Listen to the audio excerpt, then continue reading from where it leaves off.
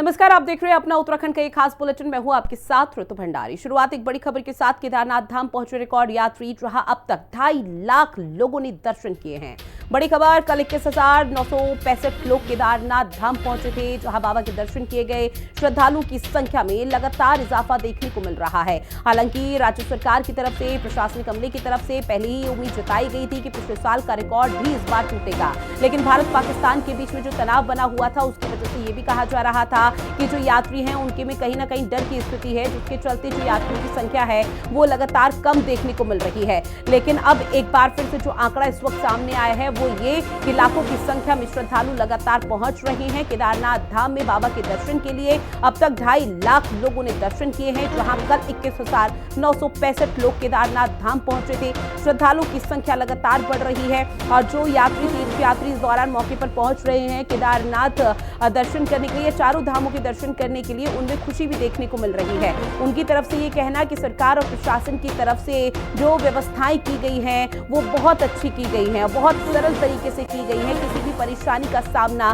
श्रद्धालुओं को नहीं करना पड़ रहा और ऐसे में लगातार आप तक साझा कर रहे हैं बड़ी खबर, जहां अब तक 2.5 लाख लोगों ने दर्शन किए हैं। खबर पर ज्यादा जानकारी के साथ दीपिका मेरी सहयोगी लाइव बनी हुई है। दीपिका, क्या जानकारी, जहां केदारनाथ धाम रिकॉर्ड यात्री लगातार पहुंच रहे हैं? जी बिल्कुल, देखिए हमेशा से ही केदारनाथ धाम जो है वो एक ऐसा धाम है जहां हर साल लाखों की संख्या में श्रद्धालु आते हैं। अगर हम चारों धामों की बात करें, गंगोत्री, यमुनोत्री, केदारनाथ और बद्रीनाथ, तो सबसे ज़्यादा हर साल जो श्रद्धालु आते हैं वो केदारनाथ में ही आते हैं। हर साल जो है क्रेज़ श्रद्धालुओं का भगवान के प्रति आस्था जो है वो केदारनाथ धाम बाबा को लेकर काफ़ी देखने को मिलती है और इस बार भी ठीक ऐसा ही हुआ। जैसे कि आपने भी जानकारी दी है कि 2.5 लाख से अधिक श्रद्धालु जो है अब तक केदारनाथ में दर्शन कर चुके हैं। इसी के साथ कल की अगर हम बात करें तो 21,000 से अधिक श्रद्धालु जो हैं वो केदारनाथ धाम पहुंचे थे। ऐसे में जो वहाँ की व्यवस्थाएं हैं, चाहे वो हम वहाँ पे हर चीज़ की व्यवस्था की बात करें, चाहे सड़कों की व्यवस्था की बात करें, पानी की व्यवस्था की बात करें या घोड़े खच्चरों की व्यवस्था की बात करें, या हम वहाँ पे जिस तरह के संचालन हो रहा है यात्रा का, उसको लेकर के तमाम व्यवस्थाओं की बात करें तो कहीं ना कहीं हम कह सकते हैं कि वो व्यवस्था अच्छी है। सरकार द्वारा जो व्यवस्था वहाँ पे की गई है वो कड़ी सुरक्षा के बीच जो है अच्छी व्यवस्था की गई है। इसी के चलते इतने श्रद्धालु जो है वहाँ पर आ रहे हैं और लगातार हम वीडियोस भी देख रहे हैं कि केदारनाथ धाम में जो श्रद्धालु आ रहे हैं वो लगातार शासन प्रशासन की, पुलिस की जो तारीफ है वो भी कर रहे हैं। रुद्रप्रयाग में कई ऐसी वीडियो सामने आई है जहाँ पर शासन प्रशासन की तैयारियों को लेकर, व्यवस्थाओं को लेकर काफ़ी तारीफ जो है बाहरी राज्य से आए श्रद्धालुओं ने की है। तो ऐसे में हम कह सकते हैं कि जिस तरीके से केदारनाथ में श्रद्धालुओं की संख्या बढ़ रही है, क्रेज जो देखने को मिल रहा है, ऐसे में प्रधानमंत्री नरेंद्र मोदी ने जो चारधाम यात्रा को लेकर प्रमोट करने उत्तराखंड में आए थे वो कहीं ना कहीं साकार होता नजर आ रहा है। सीएम धामी खुद कपाट खुलने के दौरान जो है मौके पर पहुंचे थे चारों धामों में। ऐसे में हम कह सकते हैं कि पीएम मोदी और सीएम धामी ने जिस तरीके से यात्रा को प्रमोट किया है उसका एक नतीजा भी हम कह सकते हैं और इसे भगवान की आस्था भी कह सकते हैं कि लगातार जो श्रद्धालुओं की संख्या है वो बढ़ रही है। और जरूर मुझे लगता है कि पिछले साल की अपेक्षा इस बार जो है यात्रा के जो श्रद्धालु और देखिए सबसे सुखद ये वो तस्वीरें हैं जब श्रद्धालु अपने अपने घरों से निकलते हैं और सीधा देवभूमि का रुख करते हुए बाबा के दर्शन करते हैं और बहुत खुश होकर, प्रसन्न होकर वो चाहते हैं कि बाबा का आशीर्वाद बहुत सरल तरीके से मिल गया। लेकिन दीपिका, बीच में खबरें ये भी सामने आ रही थी कि भारत पाकिस्तान के बीच में जो युद्ध जैसे हालात है, जो तनाव है, उसकी वजह से संख्या में यहाँ पर कटौती देखने को मिल रही है। घोड़े खच्चरों में जो इन्फ्लुएंजा बीमारी सामने आ रही थी उसकी वजह से भी थोड़ा बहुत डर का माहौल है। क्या अभी भी वो हालात? बिल्कुल, देखिए कल जो है केदारनाथ से विधायक आशा नौटियाल ने इसके बारे में पुख्ता जानकारी दी थी। उन्होंने ये कहा था कि उन्होंने वहाँ का दौरा भी किया है। जो वहाँ के प्रभारी मंत्री हैं, कैबिनेट मंत्री सौरभ बहुगुणा, उन्होंने भी वहाँ का निरीक्षण किया था। ऐसे में कुछ 2 से 4 दिनों के लिए जो है यात्रियों की संख्या में गिरावट आई थी, क्योंकि घोड़े खच्चर की, जैसे आपने बताया कि उनमें एक इन्फ्लुएंजा जो वायरस है वो उसकी चपेट में आ गए थे, जिसके बाद उन्हें क्वारंटीन किया गया था। उनका प्रॉपर ट्रीटमेंट जो है वो किया गया। उसके बाद जब वो प्रॉपर तरीके से ठीक हो गए उसके बाद ही उनको अनुमति दी गई कि वो यात्रा करें, क्योंकि कई ऐसे बूढ़े बुजुर्ग और बीमार व्यक्ति श्रद्धालु भी आते हैं जो बिना घोड़े खच्चर के यात्रा नहीं कर पाते हैं या चढ़ाई नहीं कर पाते हैं। ऐसे में श्रद्धालुओं की संख्या कम हुई, लेकिन अब जो है जो विधायक है उन्होंने जानकारी दी है कि कई घोड़े खच्चर जो है वो स्वस्थ हो चुके हैं और उनको जो है यात्रा करने की अनुमति घोड़े खच्चर संचालक को दी जा चुकी है। इसी के साथ जैसे कि आपने बताया कि जिस तरह की श्रद्धालुओं की संख्या बढ़ रही है, तो मैं कह सकती हूँ कि जो घोड़े खच्चरों की जो बीमारी सामने आई थी, इसको लेकर शासन प्रशासन गंभीर है और लगातार डीएम से लेकर सरकार जो है घोड़े खच्चरों की जो ट्रीटमेंट है उसका कर रही है। और श्रद्धालुओं की संख्या को देखते हुए जो अन्य अन्य जिले जो है वहाँ से भी घोड़े खच्चर जो है संचालकों को बुलाया जा रहा है, ताकि बिल्कुल दीपिका, सीधे तौर पर कहा जा सकता है कि हर विभाग की तरफ से पूरी कोशिश की जा रही है कि जो तीर्थयात्री पहुंच रहे हैं उनकी यात्रा सरल और सुगम हो। बहरहाल जानकारी साझी की उसके लिए बहुत शुक्रिया। अगली बड़ी खबर, जहां सिविल डिफेंस को लेकर मुख्य सचिव की बैठक, जहां आपको बता दें कि देहरादून के साथ दूसरे जिलों में अब विस्तार किया जाएगा, उसको लेकर ये बड़ी बैठक जहां पर राज्य की सीमा चीन नेपाल से लगी हुई है, सीएस आनंद बर्धन की तरफ से कहा गया। साथ ही उन्होंने कहा कि उत्तराखंड सामरिक दृष्टि से बेहद संवेदनशील है, इसलिए फूंक फूंक कर कदम रखने बेहद जरूरी है और जो भी कदम यहाँ पर उठाए जाएंगे वो इसी लिहाज में उठाए जाएंगे कि उत्तराखंड जितनी संवेदनशील है तो उस हिसाब से कैसे यहाँ पर चीजें सुनिश्चित की जा सकती है। और ये बैठक के दौरान की तस्वीरें आपको दिखा रहे हैं, जहां आपको बता दें कि सीएस आनंद बर्धन की उपस्थिति आला अधिकारियों के बीच में रही। अब खबर देहरादून से है, जहां कैबिनेट मंत्री गणेश जोशी ने मसूरी विधानसभा क्षेत्र के बीजेपी श्री देव सुमन नगर मंडल के पदाधिकारी और कार्यकारिणी सदस्यों के साथ बैठक की। कैबिनेट मंत्री गणेश जोशी ने सभी को नए दायित्व की बधाई दी। कैबिनेट मंत्री गणेश जोशी ने कहा कि भारतीय जनता पार्टी कार्यकर्ता आधारित पार्टी है और आज ये विश्व की नंबर 1 पार्टी बन चुकी है। प्रधानमंत्री नरेंद्र मोदी का 3 बार देश का नेतृत्व करना पार्टी कार्यकर्ताओं के समर्पण और मेहनत का परिणाम है। मसूरी विधानसभा क्षेत्र में प्रदेश का सबसे बड़ा सामुदायिक भवन भी बनाया गया।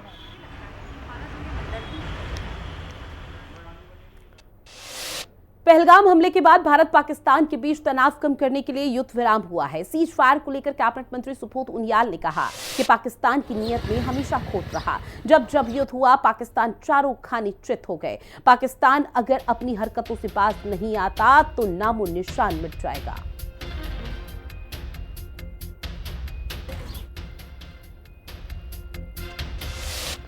वहीं उत्तराखंड के वन क्षेत्रों में हुए अवैध कब्जों पर कार्रवाई लगातार जारी है। धर्मस्थल के नाम पर किए गए अतिक्रमण को ध्वस्त किया जा रहा है। जहां अवैध कब्जे किए गए उनको भी मुक्त कराने का काम जारी है। वन मंत्री सुबोध उनियाल ने कहा कि सैकड़ों हेक्टेयर जमीन को मुक्त करा लिया गया। कुछ जगहों पर अभी अतिक्रमण बाकी है, जहां पर कहीं ना कहीं राजनीतिक संरक्षण मिला हुआ है। पिछले 3 वर्षों में हमने देखा कि सैकड़ों हेक्टेयर जमीन को हमने मुक्त कराने का काम किया, चाहे उसमें कोई धार्मिक अतिक्रमण रहा हो, चाहे उसमें कुछ वासियों के द्वारा कब्जा रहा हो, उनको अतिक्रमण करने को हटाने का काम किया। और ये एक संदेश भी गया कि अब वन भूमि पर अतिक्रमण करना आसान नहीं है, सरकार तत्काल कार्रवाई करेगी और इसलिए इसके बेहतर परिणाम निकले और अब वन भूमि में अतिक्रमण की घटनाएं भी कम हो रही है। और कुछ जगह पर है जहाँ पर कहीं ना कहीं राजनीतिक संरक्षण है, ऐसे राजनीतिक संरक्षण को भी हम लोग डिफ्यूज करने का प्रयास कर रहे हैं ताकि भविष्य में इस तरह की हरकतें ना हो। अब बात करेंगे रामनगर की, जहां कांग्रेस कार्यालय पर कब्जे को लेकर राजनीतिक बवाल अब तेज हो चुका है। कांग्रेस ऑफिस में विवाद के बाद कांग्रेस प्रदेश अध्यक्ष करण महारा भी अब रामनगर पहुंचे। यहां पर करण महारा ने कहा कि पुलिस प्रशासन की मिलीभगत के बिना किसी की हिम्मत नहीं है कि कोई इस तरह के बीच बाजार में पार्टी कार्यालय पर कब्जा कर ले। उधर नेता प्रतिपक्ष यशपाल आर्य ने भी गुंडागर्दी कर दी है, जहां उनका ये कहना है कि इस तरह की घटनाएं समाज के लिए घातक हैं। पूरी तरीके से पुष्करधाम की सरकार और प्रशासन पुलिस मिली हुई है।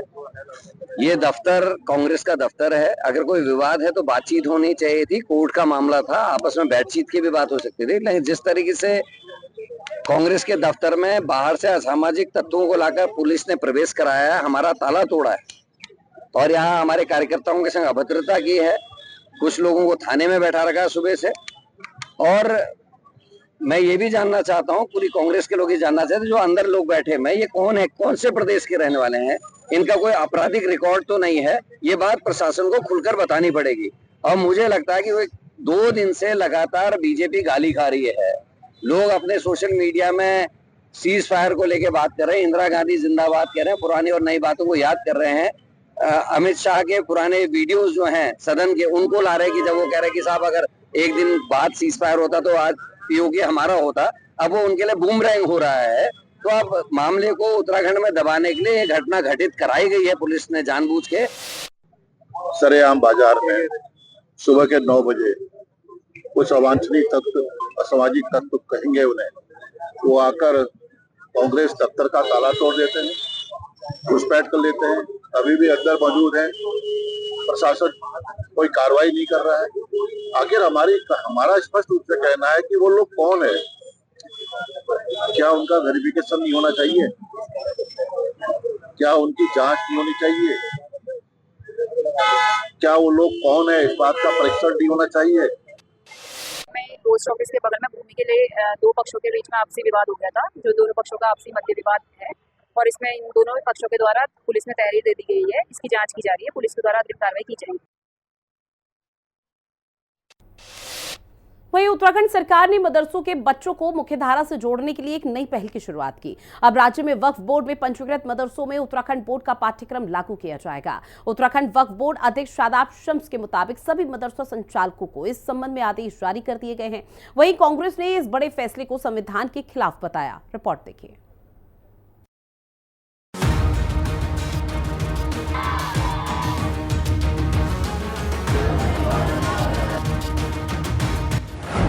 मदरसों में उत्तराखंड बोर्ड का सिलेबस, संविधान के खिलाफ बता रही कांग्रेस।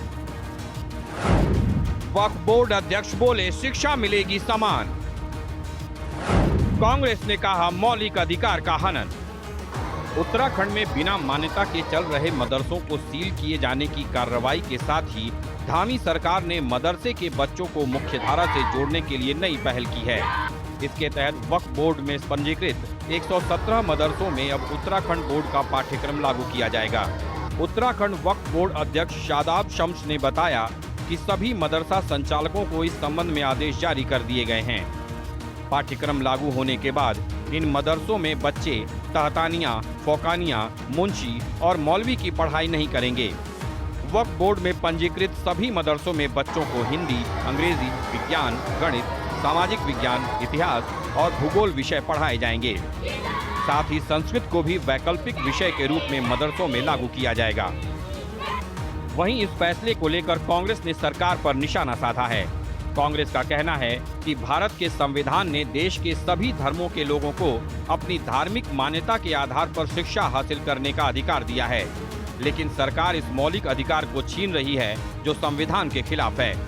ने बिल्कुल तय किया है कि हम उत्तराखंड का बोर्ड पढ़ाएंगे, उत्तराखंड का सिलेबस पढ़ाएंगे। उत्तराखंड का आम बच्चा, जो मेरे उत्तराखंड का बच्चा पढ़ रहा है, वही मदरसे का बच्चा भी वही एजुकेशन हासिल करेगा और उसी एजुकेशन में वो श्री राम को भी पढ़ेगा उस मॉडर्न मदरसे में, क्योंकि हमारे जो सिलेबस है उत्तराखंड का उसमें श्री राम भी हैं, श्री कृष्ण भी हैं, गुरु नानक देव भी हैं, डॉक्टर बाबा साहब भीमराव अम्बेडकर भी हैं। हम नहीं पढ़ाएंगे ना तैतानिया, फौकानिया, पंजुम, मुंशी, मौलवी, मुअल्लिम, ये नहीं चाहिए भाई। हमें हमारे ज्ञान पे रहने दो, नहीं चाहिए हमें ये ज्ञान। हम मदरसा बोर्ड से भी, उनकी लाइन अलग है, हम कंट्रोवर्सी ना हो जाए इसलिए मैं उनकी लाइन पे नहीं जाऊंगा। वो उनकी एजुकेशन है, वो दें अपने मदरसों में।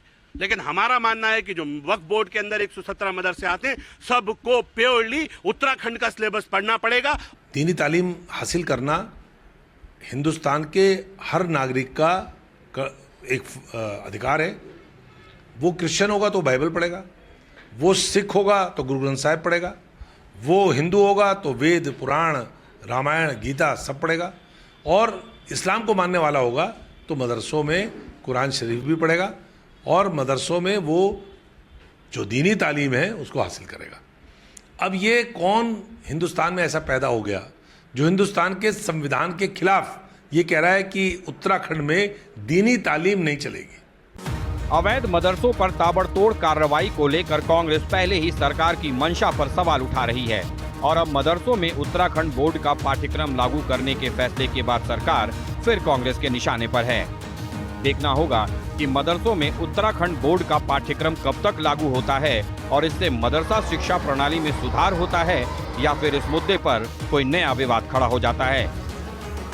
देहरादून से संवाददाता शुभांगी भट्ट, दीपिका भंडारी और अशोक कुमार के साथ ब्यूरो रिपोर्ट, हिंदी खबर।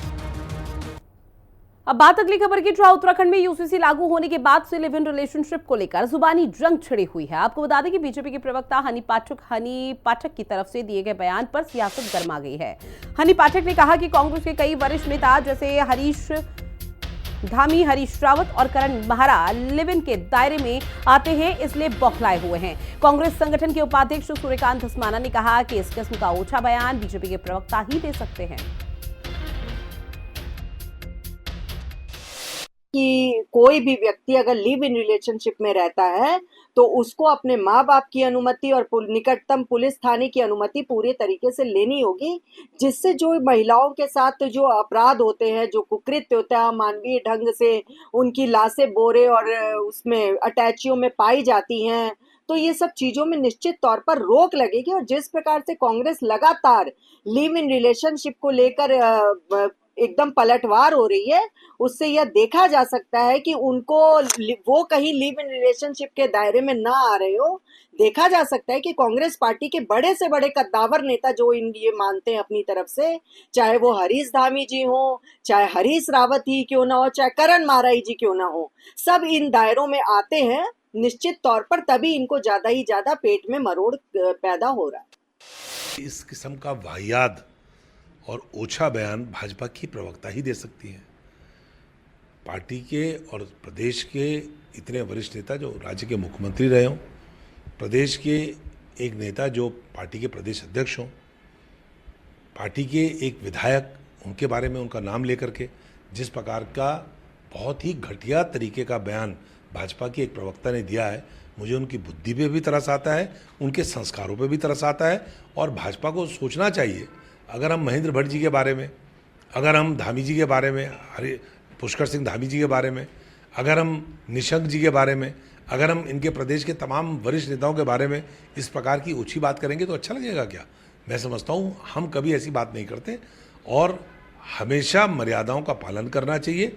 बहुत घटिया स्तर पे और बहुत ही घटिया तरीके की बात भाजपा की प्रवक्ता ने करा है। बात करेंगे पौड़ी की, जहां पहली स्मार्ट आंगनबाड़ी का संचालन किया जा रहा है। आंगनबाड़ी बच्चों के लिए न केवल एक शिक्षा केंद्र है, बल्कि एक ऐसा स्थान बन चुका है जहां वो खेल खेल में काफी कुछ सीख जाते हैं। आंगनबाड़ी केंद्र की सुपरवाइजर गीता देवी ने कहा कि स्मार्ट आंगनबाड़ी में आधुनिक संसाधन और डिजिटल उपकरणों की मदद से बच्चों को अलग अलग गतिविधियों में शामिल किया जाता है।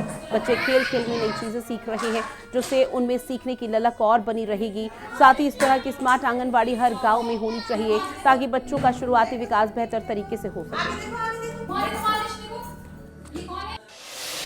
बिल्कुल, हम तो चाहते हैं कि आंगनबाड़ी इस तरीके से स्मार्ट आंगनबाड़ी या प्रत्येक आंगनबाड़ी बने, ताकि जो बच्चों का विकास है वो इस एज में सबसे ज़्यादा होता है, तो उनका शारीरिक, मानसिक, भावनात्मक और जो भी विकास होते हैं वो इस एज में काफ़ी डेवलप होते हैं। तो हम ये सोचते हैं कि ऐसे आंगनबाड़ी होंगे तो हम बच्चों को बहुत अच्छी के तरीके से विकसित कर पाएंगे और बहुत अच्छा उनको एक फ्यूचर दे पाएंगे बच्चों को। हाँ जी, ये बहुत हमको समस्याएं दिखती हैं। पेरेंट्स भी बोलते हैं कि बच्चा जैसे फ़ोन पे लगा हुआ है लगातार, वो क्योंकि आप क्या हो गया कि फैमिली सिंगल रहने लग गई, तो बच्चे को वो माहौल नहीं मिलता है। और अगर प्राइवेट स्कूल में बच्चा जाता है तो बिल्कुल एक उसमें जाता है कि उसको एक ऑर्डर फॉलो करना होता है। यहाँ जो आंगनबाड़ी है, आंगनबाड़ी में ऐसा कुछ नहीं है, बच्चा स्वतंत्र तरीके से अपनी एक्टिविटी करता है, तो बच्चे को उसमें ज़्यादा विकास होता है क्योंकि बच्चा अपने ब्रेन का यूज़ कर रहा है। देखिए, हमने जनपद पौड़ी में पोल्ड हाउस में एक स्मार्ट आंगनबाड़ी केंद्र का निर्माण करवाया था। इस केंद्र के लिए हमने योर्स ह्यूमन लीग संस्था है उससे संपर्क किया और CSR के अंतर्गत इस केंद्र का निर्माण करवाया गया। इस केंद्र को हमने जो हमारा पारंपरिक आंगनबाड़ी केंद्र है उससे हटके बनवाया है। इसमें बच्चों के लिए 2 कक्षे हैं और स्टोर है, किचन है, और आंगनबाड़ी जो हमारी कार्यकर्ती है उनके लिए अलग से एक ऑफिस बनवाया गया है। साथ ही हमने इसमें चाइल्ड फ्रेंडली टॉयलेट का भी निर्माण करवाया था और इनमें बच्चों को सीखने के लिए लर्निंग वाला पेंटिंग करवाई गई है और इसको डिजिटल रूप में भी हमने विकसित किया गया है, जिसमें बच्चों को हम इंटरनेट से, टीवी के माध्यम से इनको जो भी खेल से संबंधित चीज़ें या गतिविधियाँ या पोएम्स इनको सुनवाते हैं। साथ ही हमने आंगनबाड़ी को भी निर्देशित किया गया कि जो भी यहाँ बच्चे आए उन पर विशेष रूप से ध्यान दें।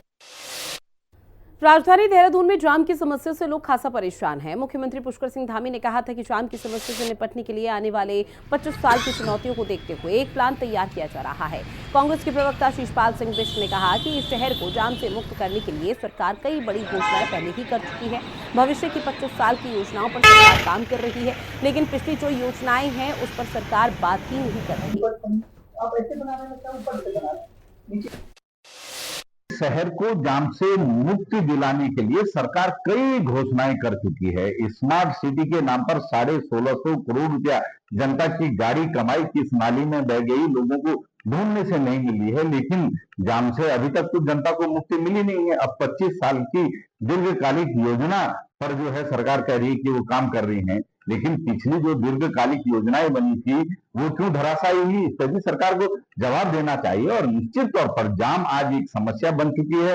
जो है तमाम जो सैलानी राजधानी देहरादून में आते हैं या अन्य लोग आते हैं, वो कहते हैं ये कैसी राजधानी है, क्योंकि जहां पर 10 मिनट में पहुंचा जा सकता है वहां 2-2 घंटे जाम में लोग जो है फंस जाते हैं। वहीं रुड़की से बड़ी खबर मिल रही है, जहां पुलिस एनकाउंटर में गौ तस्कर को गोली लगी है। बड़ी खबर, घायल बदमाश को अस्पताल में भर्ती कराया गया, जहां 2 फरार बदमाशों की तलाश में इस वक्त पुलिस जुटी हुई है। चेकिंग के दौरान पुलिस पर फायरिंग का भी आरोप लगा है। पिरान कलियर इलाके का पूरा मामला, जहां पर पुलिस और बदमाश के बीच में मुठभेड़ हुई और एनकाउंटर इस दौरान किया गया पुलिस की तरफ से बदमाश का। तो ये तस्वीरें भी आपको दिखा रहे हैं, जहां पुलिस प्रशासन पूरी तरह से तहकीकात में जुटी हुई है। चेकिंग के दौरान यहां पर फायरिंग करने का आरोप है, जहां पिरान कलियर इलाके में एनकाउंटर हुआ। रुड़की का पूरा मामला। वहीं रुड़की के डाडा जलालपुर गांव में 2 पक्षों के बीच बाइक खड़ी करने को लेकर खूनी संघर्ष हो गया, जहां दोनों पक्षों के कई लोग इस दौरान घायल हो गए। पुलिस ने गांव में फ्लैग मार्च भी निकाला। एसपी देहात शेखर चंद्र सुयाल ने कहा कि कुछ बच्चों के बीच मामूली बात को लेकर झगड़ा हुआ था। फिलहाल गांव में शांति कायम है। तहरीर मिलने पर आगे की कार्रवाई की जाएगी।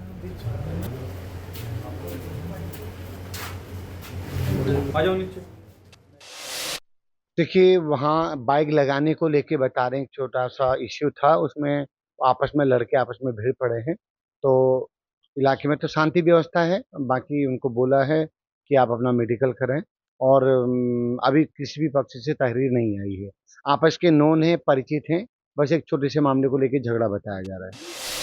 रुड़की गंगनहर कोतवाली इलाके में 2 युवकों की दबंगई का मामला सामने आया, जहां 2 युवक बीच सड़क पर एक युवक को पीटते हुए नजर आ रहे हैं। साथ ही युवक को जमकर लाठी डंडों से पीटा गया। मारपीट की घटना के बाद दोनों युवक मौके से फरार हो गए। जहां पीड़ित युवक के परिजनों ने मामले में पुलिस को तहरीर भी दी है। फिलहाल पुलिस मामले की जांच कर रही है।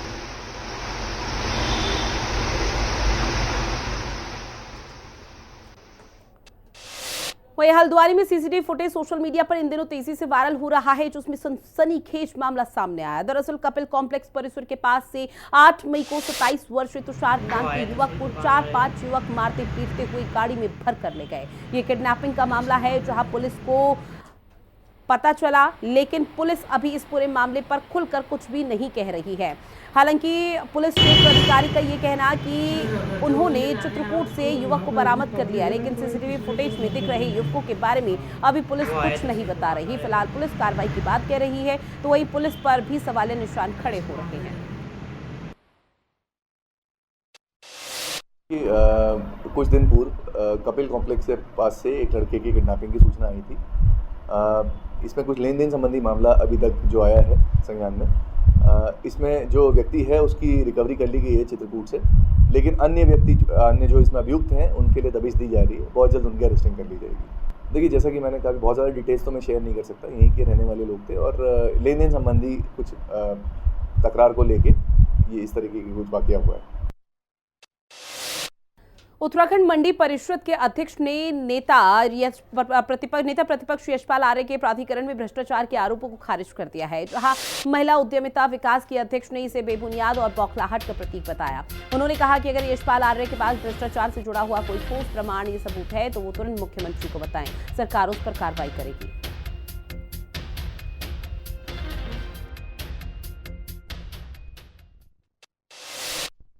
देखिए, विपक्ष के पास कुछ करने को है नहीं तो करेगा क्या? कुछ काम ही नहीं उनके पास। मैंने पहले ही बोला, खाली दिमाग शैतान का घर है। और मैं आपसे कहती हूँ, आप लोग न्यू इंडिया में जी रहे हैं भाई, न्यू इंडिया में जी रहे हैं। आपके पास ऑनलाइन आप कोई भी दिक्कत हो तो आप किसी के साथ कोई प्रॉब्लम होती है, सोशल मीडिया के माध्यम से अपनी प्रॉब्लम बताते हैं, तुरंत तो सॉर्ट आउट होती है। आपके साथ व्यवस्था की गई है, 1064 की व्यवस्था की है, 1905 की व्यवस्था की गई है। अगर कोई ऐसी दिक्कत आती है तो हम जनता, सरकार और जनता के बीच में कड़ी के रूप में कार्य कर रहे हैं, माननीय मुख्यमंत्री जी के प्रतिनिधि के रूप में कार्य कर रहे हैं। हमें बताइए ना, तुरंत उस पर कार्रवाई होगी, नहीं होगी तो आप देखिएगा। प्रदेश में 30 अप्रैल से चारधाम यात्रा गतिमान पर है। चारधाम यात्रा के प्रति लोगों में भारी उत्साह देखने को मिल रहा है और बड़ी संख्या में श्रद्धालु दर्शन करने के लिए चारों धामों में पहुंच रहे हैं। आपको बता दें कि मात्र 12 दिन में अभी तक चारों धामों में करीब 5.5 लाख से अधिक तीर्थयात्री दर्शन कर चुके हैं, जिसको लेकर बीजेपी प्रदेश प्रवक्ता हनी पाठक का कहना कि धामी सरकार द्वारा जो व्यवस्थाएं चारधाम यात्रा में की गई है उससे सभी श्रद्धालुओं को अच्छी व्यवस्था भी मिल रही है। कि जिस प्रकार से प्रथम पखवाड़े में ही 5.5 लाख से ज्यादा श्रद्धालु यहाँ पर दर्शन कर चुके हैं और 27 लाख से ज्यादा का आंकड़ा रजिस्ट्रेशन का पार हो चुका है, वह यह दर्शाता है कि आने वाले श्रद्धालुओं के तीर्थयात्रियों की जो सुख सुविधाएं यहाँ पर करी जा रही है वो पूरी तरीके से सही है। अच्छे भोजन की व्यवस्था, पानी की व्यवस्था और जो तीर्थयात्री हमारे यहाँ पर आएंगे उनके लिए अच्छे शौचालय की व्यवस्था, ये पूरी तरीके से धरातल पर दिखाई दे रही है और तीर्थयात्री यहाँ पर आकर काफी खुश नजर आ रहे हैं। और स्वयं हमारे मुख्यमंत्री श्री पुष्कर सिंह धामी जी भी यात्राओं को लेकर लगातार फीडबैक ले रहे हैं और जो लोग औचक निरीक्षण कर रहे हैं, यात्रियों की सुख सुविधाओं का ध्यान रख रहे हैं, वो सब चीजें यह दर्शाती है। और ये आंकड़ा मेन तौर पे यह दर्शाता है कि चारों धाम में जो हमारी यात्रा चल रही है वो पूरी तरीके से सुचारू रूप से चल रही है और आने वाले श्रद्धालु ये यात्रा से पूरी तरीके से संतुष्ट और खुश नजर आ रहे हैं। वहीं बात अगली खबर की, जहां गुप्तकाशी पुलिस को केदारनाथ धाम यात्रा पर आंध्र प्रदेश से आए तीर्थयात्री ने हेली टिकट के नाम पर धोखाधड़ी की शिकायत दर्ज कराई। आपको बता दें कि पेंटर रत्नाकर नाम के तीर्थयात्री ने बताया कि उनके ग्रुप ने एक ट्रैवल एजेंसी के माध्यम से उत्तराखंड में 4 धाम यात्रा के लिए प्रस्थान किया। यात्रा पैकेज के साथ केदारनाथ धाम के लिए 15,000 प्रति व्यक्ति के हिसाब से हेली टिकट का पैसा लिया गया था। गुप्तकाशी में संबंधित ट्रैवल एजेंसी संचालकों ने गुप्तकाशी से केदारनाथ धाम के लिए हेली टिकट के नाम पर 30,000 प्रति व्यक्ति के हिसाब से अतिरिक्त डिमांड भी की गई थी, जिसे इन्होंने अलग अलग फोन पे अकाउंट से भेज भी दिया। लेकिन सभी केदारनाथ धाम जाने के लिए तैयार हुए तो इनको कोई भी हेलीकॉप्टर टिकट उपलब्ध नहीं कराया गया। पुलिस उपाधीक्षक ने बताया कि शिकायत के आधार पर 3 लोगों और हेली सेवा कंपनी पर मुकदमा दर्ज कर लिया गया।